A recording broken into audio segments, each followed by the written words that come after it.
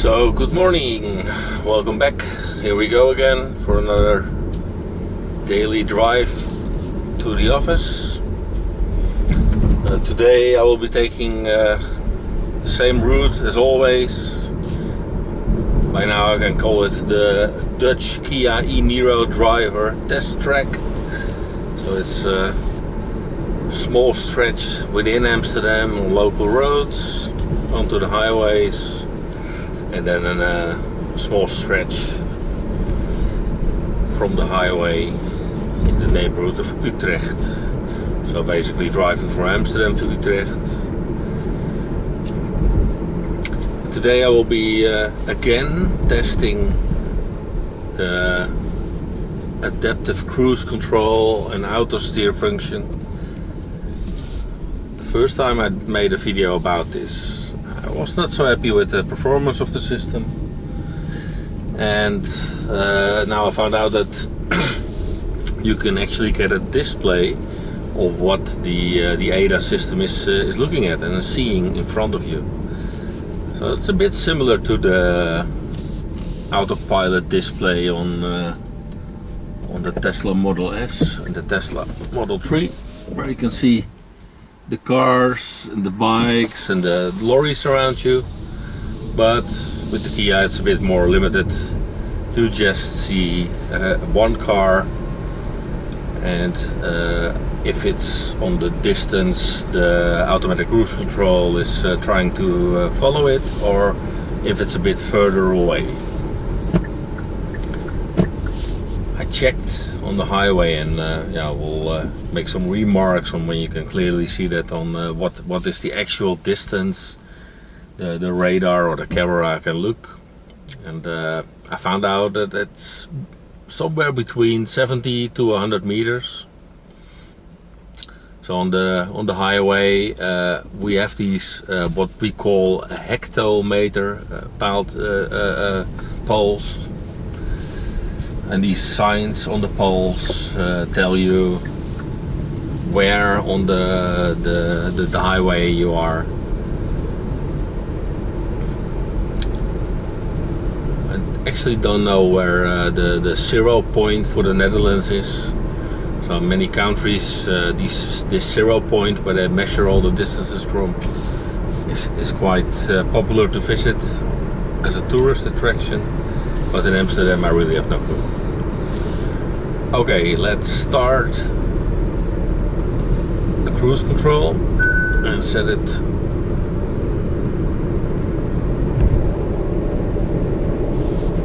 to the desired speed, and now you can see that it sees the car in front of me. And I hope that when I'm traveling on the highway where I'm allowed to drive 100,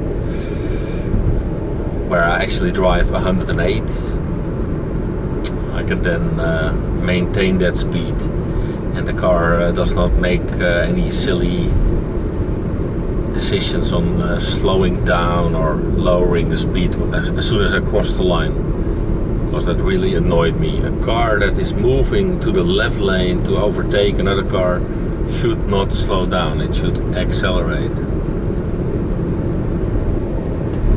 There's a big lorry coming, let's give him some room.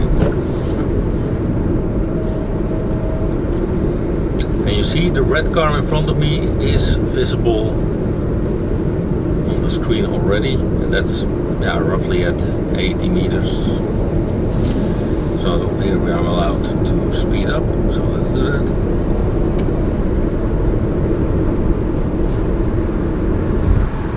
I think because of the turn, the car does not start to accelerate all of a sudden. It sees the car in front, so it slowly creeps up to it without over accelerating and then having to brake again. Now the car is moving out of the way. And now you see that the road is clear ahead, and it starts to go to the desired speed. There's a BMW in front now, but yeah, that is visible. That's even more than 100 meters away. Okay, left lane is not needed anymore, I can move one lane. side. Judging on the poles, so the Fiat Ritmo in front of me should be roughly 150 meters in front of me now. Actually, I need a range meter.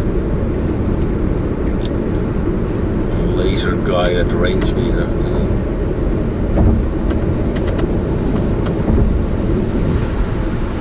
Check the actual distances. So the Polo does not bother the system, does not slow down because of that. There's a small fan moving in front, roughly at the same speed as I am, so not an issue.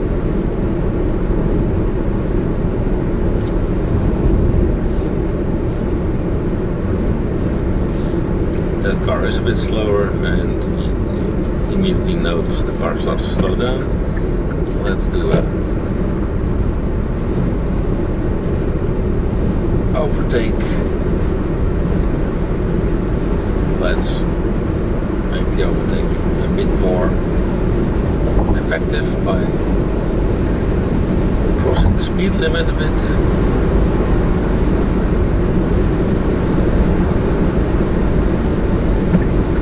Because I have to make a right turn over here, I will creep behind the Fiat Ritmo.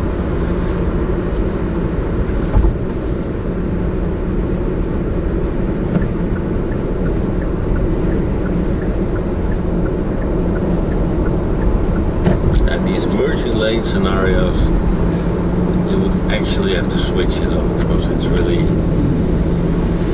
not very comfortable for myself and for the rest of the road users.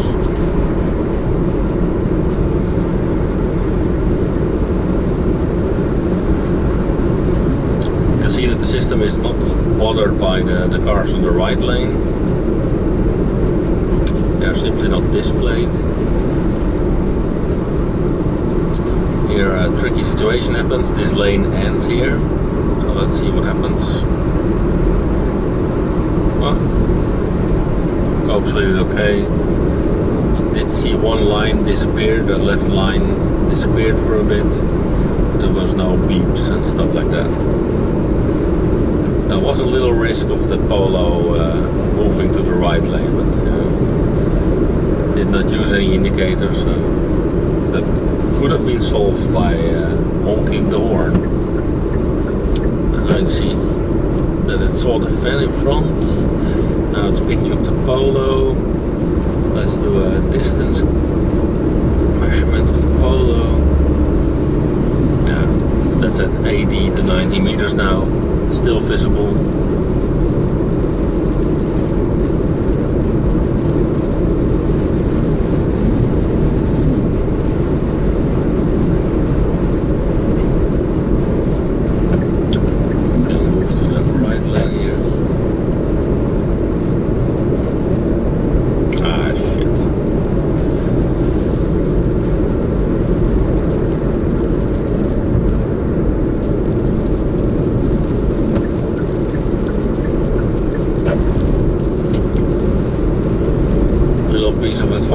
Never move to the right lane too quickly. I should have been judging these cars a bit better. It's a female driver. They are a bit harder to predict. I'm not telling that it's wrong for females to drive or that female drivers are not good drivers, but they're a little harder to predict. That's the only thing I'm telling you.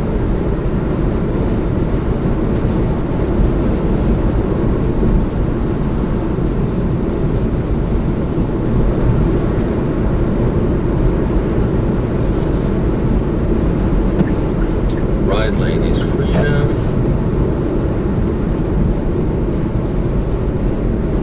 And everything on the right lane in front of me looks like they're staying over there, so we can slowly overtake them.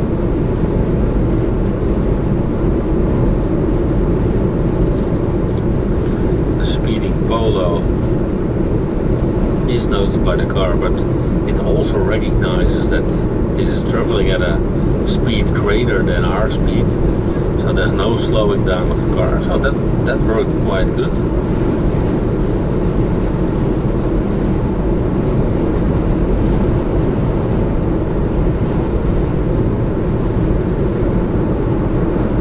The red car in front of us is driving slower than we are, but it's moving out of the way, so should be fine. BMW, same thing.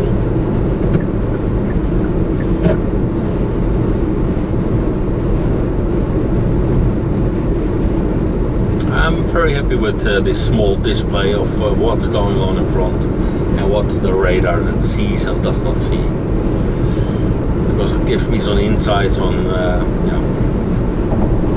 how I should select the lanes and manage my disappointment, if any.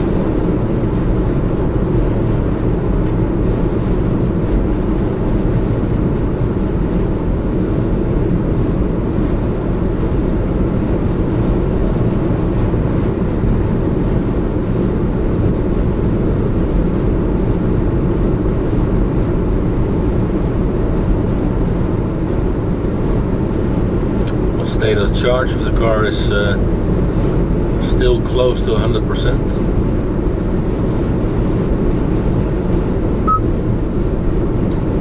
I still did not switch off the beep like I'm told to. 95%. That simply does not show on the state of charge meter on the left side of the instrument cluster. Car in front of me is moving a bit slower. I don't know why. It overtook me and then moved in front and slowed down.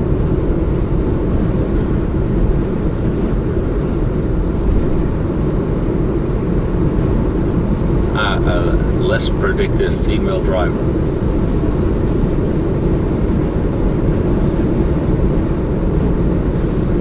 I have to slow down to 108.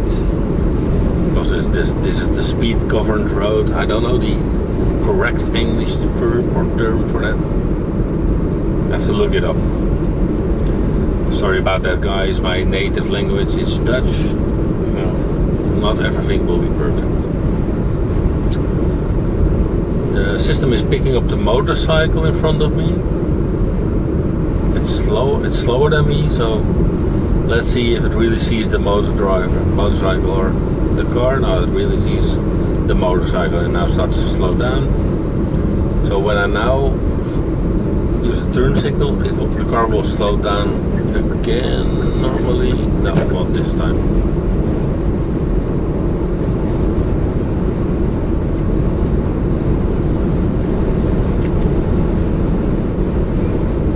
In the distance there's a Opel Zafira, if I see it correctly.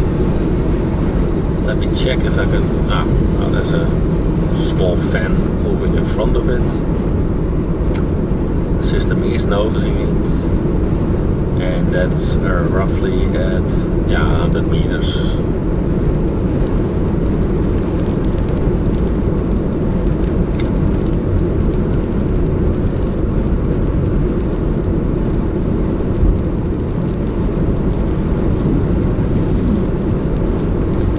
Starting to rain a little bit.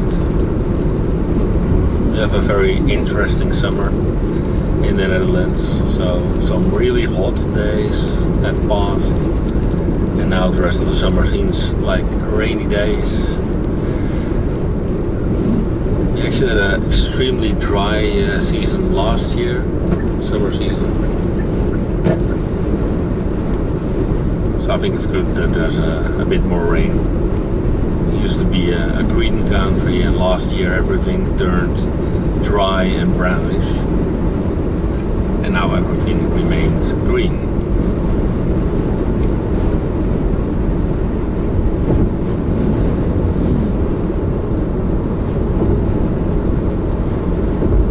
Slowly moving to the van.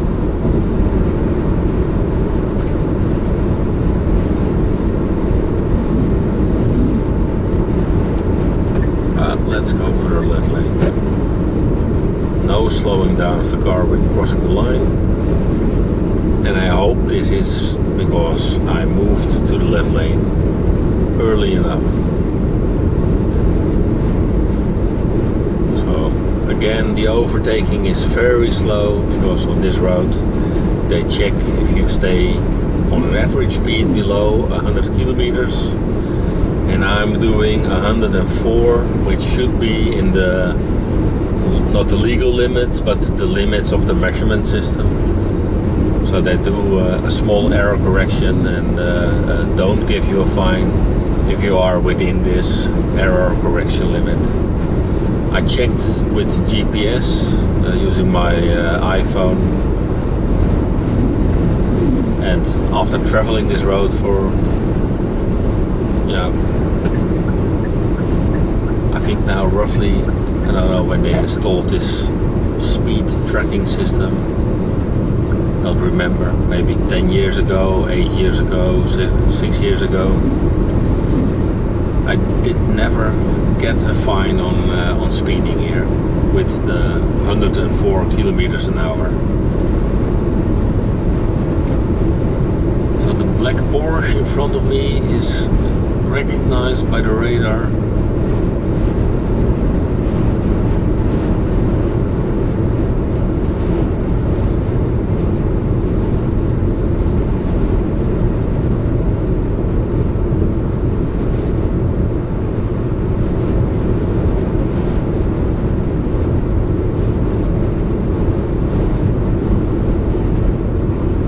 I think the system will start to slow down a little bit. No, not yet. I'll move to the left lane to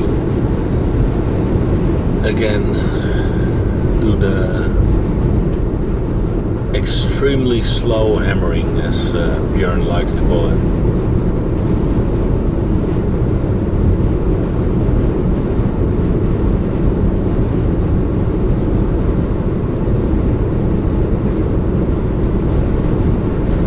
From the big tailpipes you can see that this Porsche is not the new Taycan. They recently showed some videos of this, and the Porsche driver does what everyone does. As soon as you notice that you are being overtaken, you start to accelerate.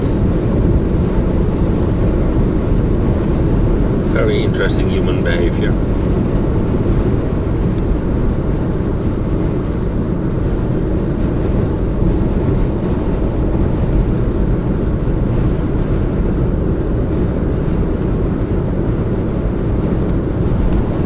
From all my remarks and all the things I notice, you can conclude that driving 100 kilometers an hour on a 5-lane road is somewhat too slow, because you really get bored. Luckily I can make some YouTube videos and try to figure out how my new car works, so I do have something to do.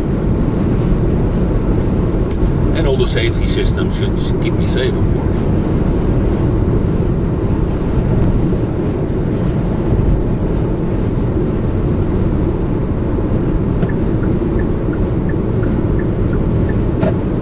I think the white van will jump in front of me again.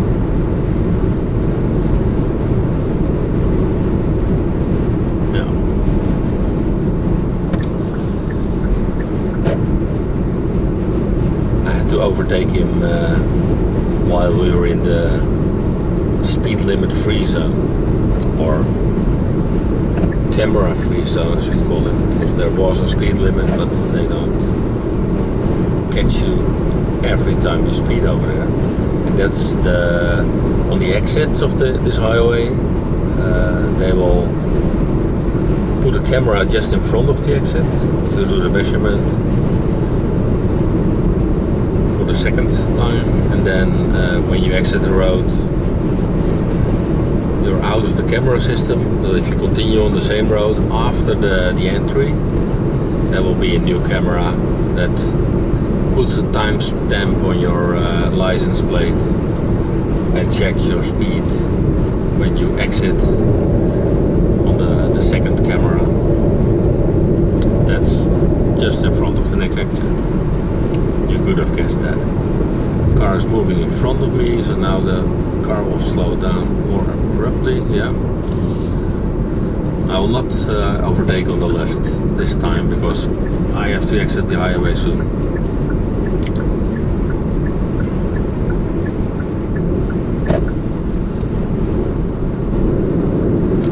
And you have to prepare to exit the highway. At least to do it safely.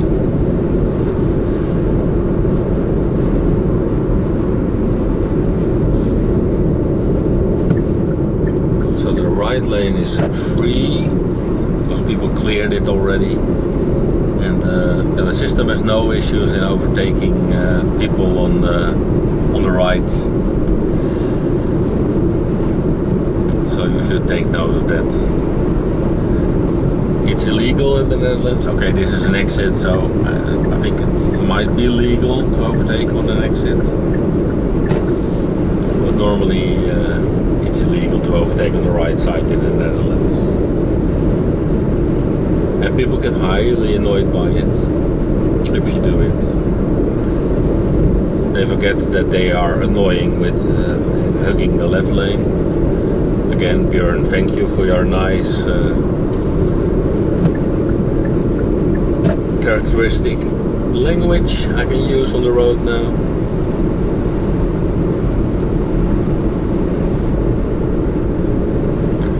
And we come to the exit.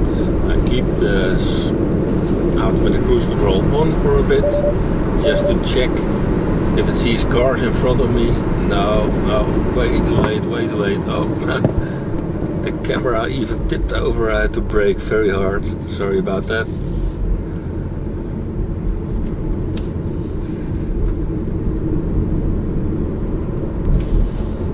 So, as you can clearly see, don't use this on exits. It's very dangerous. I will flip the screen to the economy settings or the drive information to check the actual economy. What else does it say? My driving style. So overall 17 kilowatt hours per 100 kilometer, and this drive was 17.5. I think the consumption was a bit higher because we had some headwinds coming from the southwest. We were moving in the southeastern direction somewhat, so it was not full head on. I think the weather